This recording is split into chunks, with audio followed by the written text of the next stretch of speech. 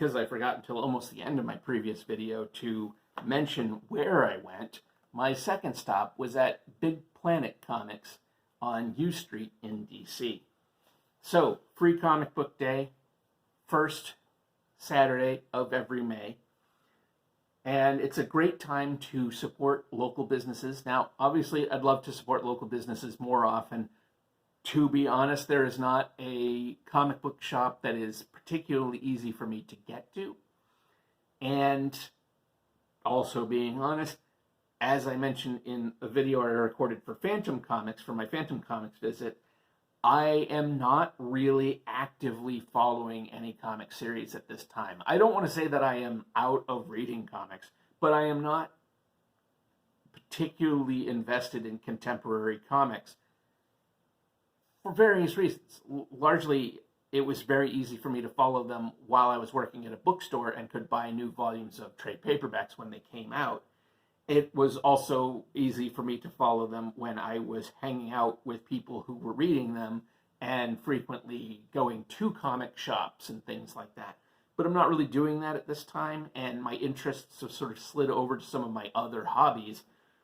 So I've been trying to read some of my old comics that I own in trade paperback or what have you, clearing out my shelves to make room for RPG stuff, but also just reading some that I have enjoyed over the years or always meant to read. Anyway, while staying in DC this past weekend, to help celebrate my wife's birthday, we had a hotel that was not too far from two really nice comic shops, Phantom Comics and Big Planet. Now, Big Planet has a few locations in the greater Washington, D.C. area. The closest one to me is actually, I think, in Vienna, but it's not that close. And I know there's a couple others, but the one on U Street is the one that I've been visiting the last several years. For various reasons, the last several years I've been going to Phantom and Big Planet typically because I find myself in DC for other reasons on free comic book day. What did I pick up? Barda. I didn't even realize this was, when I was picking it up, was DC. I literally just picked up a comic because I was sort of filling a thing. This is apparently a DC comic. Big Barda is a character that I am only vaguely, only vaguely familiar with. I have this sense that maybe she was a Jack Kirby character. I don't know. But anyway, no idea. I don't know what's up with Big Barda. I think she's one of those used to be a villain, but now she's a hero kind of characters. Maybe. I don't know. I don't think I have ever read a single comic featuring her. I want to say I maybe saw her in some episodes of Batman Brave and the Bold, but I could also be talking out of my butt. So, there's that. Far Cry, I don't even know. I picked it up because I was just like going by and I'm like, I don't know, sure. They were very generous at Big Planet. I think you could take 10 comics, and I had already kind of gotten a lot of what I wanted at my previous stop. And there were a lot of comics this year, but honestly, there were not a lot of comics that I was super excited about. So I was just like, yeah, sure, I'll try it out. I have never played a Far Cry game. I don't really play video games anymore. I don't know anything about Far Cry. Also, the fact that this appears to be maybe read right to left. It certainly has the look of like maybe it's read right to left. That's not going to work for me because I just can't get my brain to work that way. I actually did try to read a manga that had not been reversed, and it just wasn't happening. I just couldn't make my brain do it. Now that I'm looking at it, it may be not. It may actually start this way and then have the cover done this way for reasons that are beyond my comprehension. Whatever. I don't even really care about Far Cry because it's just not anything that I care about. Doctor Who, looks like the new Doctor. I have not followed Doctor Who since Matt Smith because the writing on the show was garbage. I actually liked Matt Smith as the Doctor far more than I anticipated. Certainly when I saw him in the initial casting, and I enjoyed somewhat some of his early episodes, but the writing was just garbage, and it got worse and worse and worse the longer it went. And even with Peter Capaldi coming in, and I am a longtime Peter Capaldi fan, I just didn't care.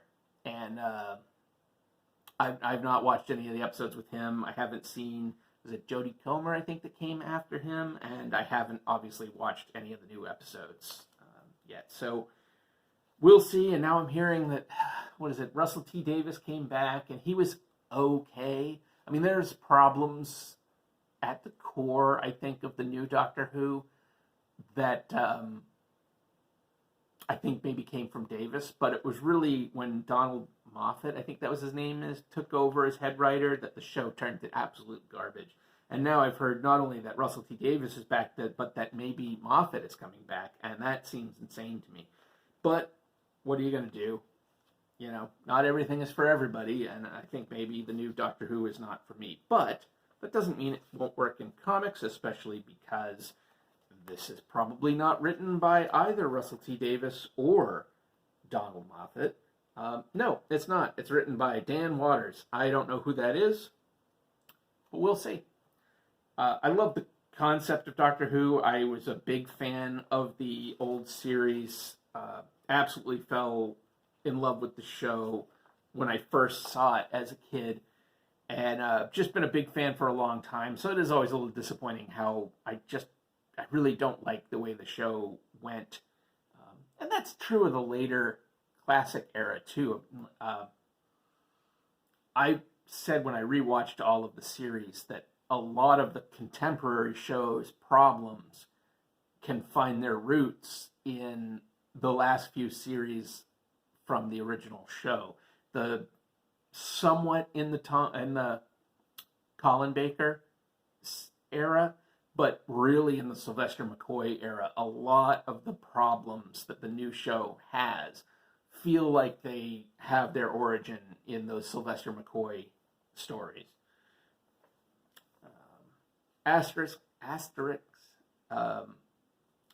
This is a venerable comic that I don't think I've ever read. It's been around forever. What is it? Is it French or Belgian? I can't remember. I mean, the Belgians are really into their comics. French. Born in 1959 in France. So I've never read this. I've always been aware of Asterix. I've seen little bits and doodads. I can't remember. This might have even appeared in a newspaper at one point that I saw, but I could be full of crap on that. Whatever the case, I'm not really familiar with it, but I've always kind of been aware of it and thought maybe I should check it out sometime. So, hey, free comic book day. You know, it's always good to try new things. Star Wars, I guess this is back with Marvel. It was with Dark Horse, and then before that it was with Marvel. It's kind of the Conan problem all over again. Changing hands, changing companies. There's no consistency. You know, Star Wars is one of those, if you find the right writer, and I don't want to short artists. Artists are important. You wouldn't have comics without artists, and some artists are excellent visual storytellers, but it comes from the writing. If the writing is crap, then the comic is crap. That's the way it goes. And a lot of the writing on these, it's crap. You know, it's just a hired gun writing that at best gets the job done. And so I can't usually get super excited about Star Wars comics. Same with other media tie-in ones.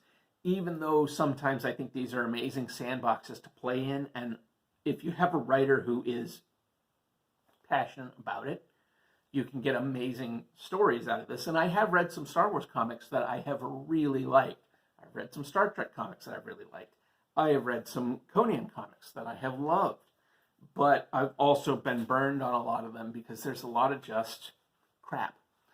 I don't know what this is. This could be good, could be bad. No idea. I'll take a look sometime. I'm not going to get my hopes up. Energon? Sure, I don't remember. Universe 2024 special. Sure, okay, I can read. I don't know what this is. I mean, I know it's Transformers, obviously.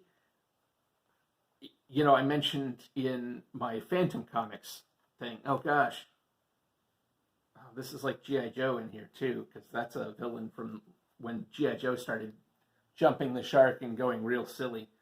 I mentioned in the Phantom Comics video that I didn't really like, oh yeah, we've got the Baroness.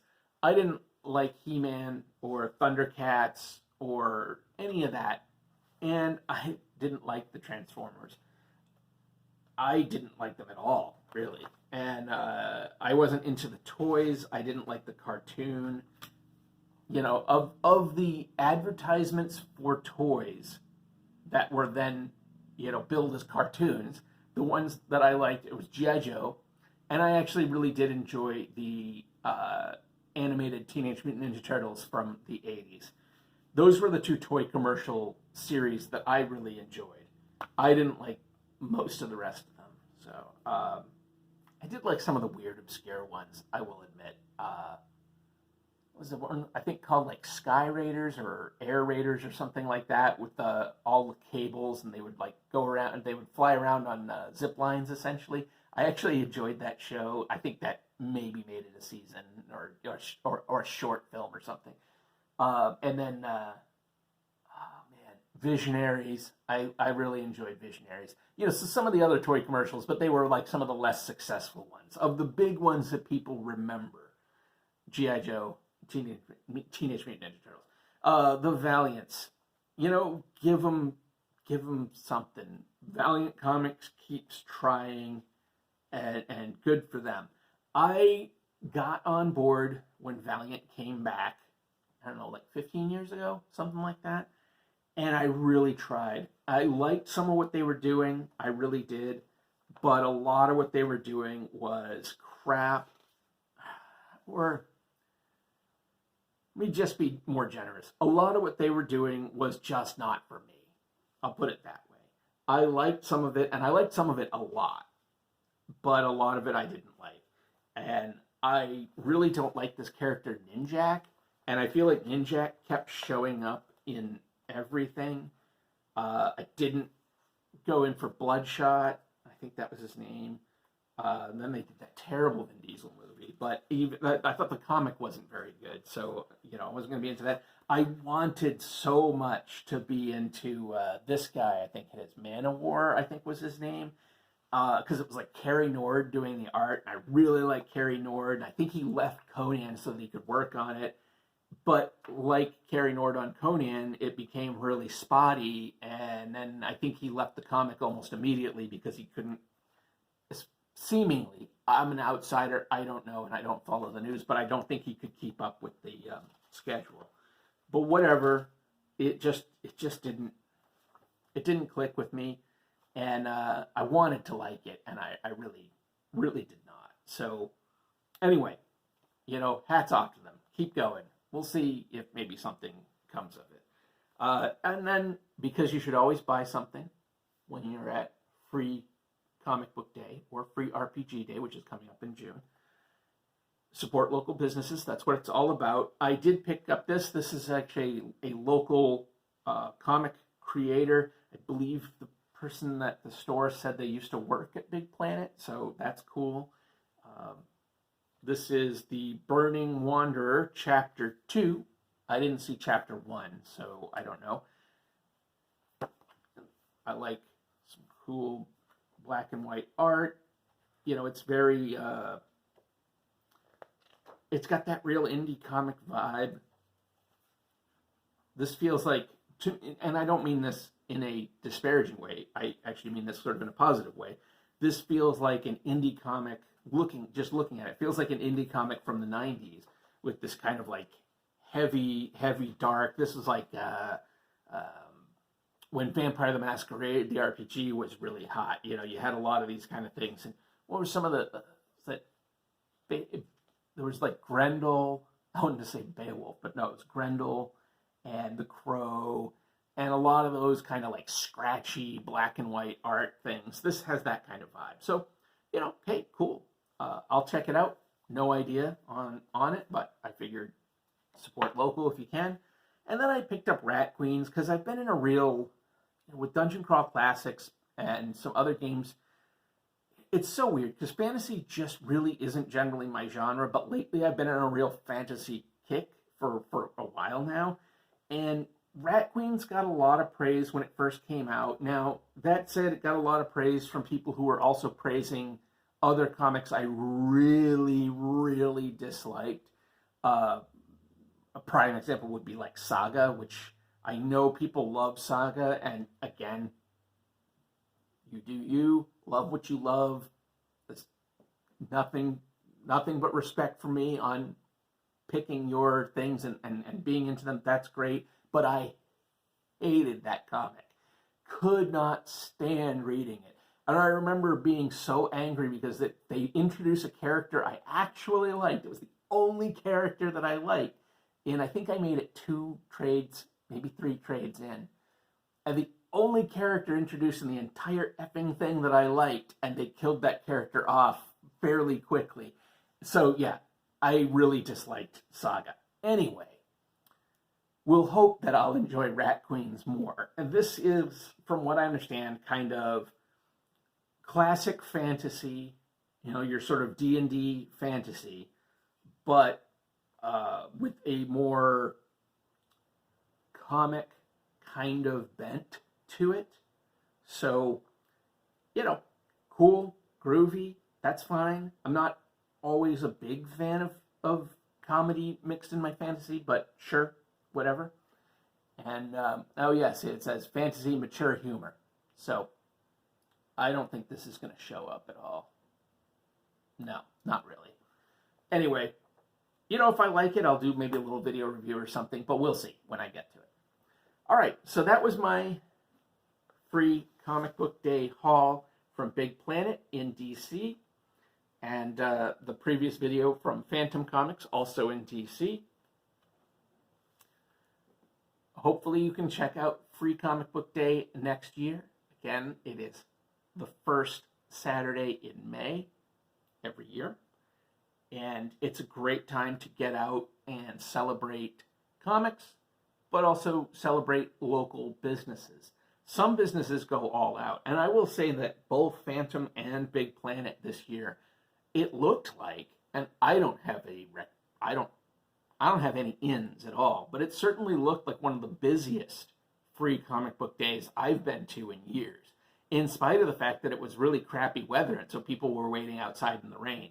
That made me happy, seeing so many people. And what makes me happy again, and it's what was making me happy when I was going to Baltimore Comic-Con, is seeing generations of fans, young people and families, and not everybody who looks like me, because there's plenty of middle-aged white guys in the comic industry, hobby, readership, writership, the whole thing. There's plenty of us there, but it's great to see other people, young people, girls, people of color. It's marvelous, and I'm glad to see that, and I was glad to see that reflected in the crowds at both Phantom and Big Planet. And so I do, even though I'm not like the biggest comic guy, I think it's a marvelous medium for storytelling, and I think that, like with film, we need to cherish it. This is part of our culture, and we need to cherish it, and we need to foster a love for it in people, in young people, in everybody. So anyway, that's me on my soapbox. Check out links below if you feel like it. Like and subscribe if that's what you want to do. You can always help me out by looking at my author page on Amazon, or check out my wish list also on Amazon, where there are some graphic novels that I would love to read but have not been able to afford yet. So anyway, the usual stuff. None of us are new to the internet, would be my assumption if you're finding my videos. Take care, and I'll see you in whatever the next thing I do is.